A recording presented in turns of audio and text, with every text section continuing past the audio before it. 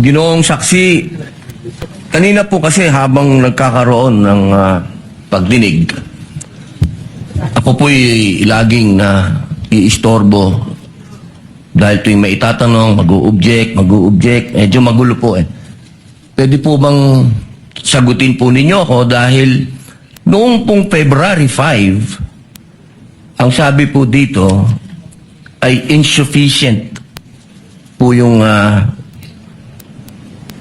na hindi dapat makarating na sa preliminary investigation. Tama po ba? February 5 po yun? May certification, sir. Yes po. Opo. Tapos, nung February 14, naging sufficient na for conduct of preliminary investigation.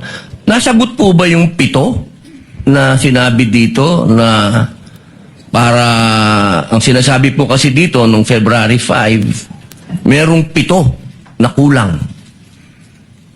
I believe so, sir. That's why we have received a certification, sir. Ayun.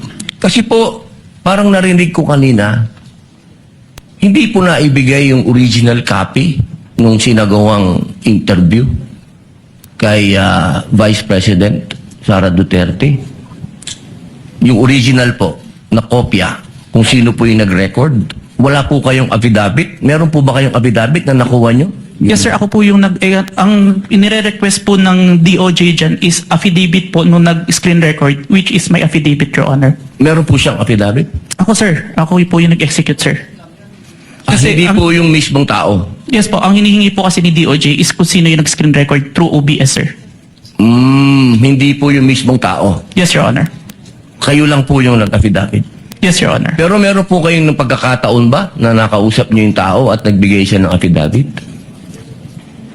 May I clarify, Your Honor, if sinong tao yung tinutukoy? Yung nag-record po?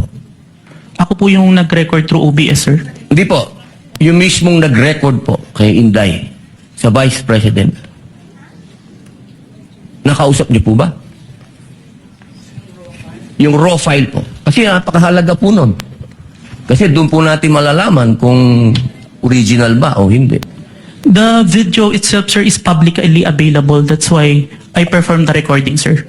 Opo. Pakisagot na lang po, mahal na saksi, kung nakuha niyo po ba yung original.